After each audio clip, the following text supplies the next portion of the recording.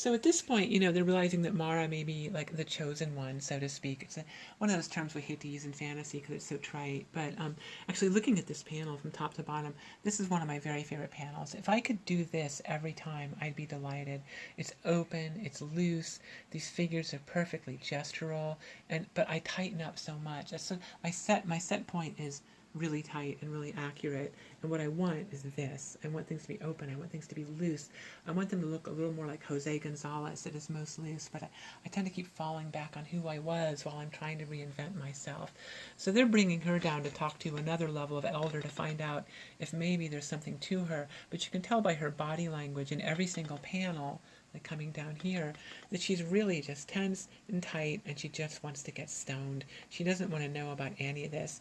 And basically here she's just saying, when do we get my juice? Meaning the toad juice. So she's just had it with the world and she just wants to be stoned and out of it, which in a way is somewhat how I feel about comics and having this published. I've struggled. I attained what, for me was the top. I worked at DC Comics. I worked at Wizards of the Coast on Dungeons and Dragons. I worked at Lucasfilm. I did my own book.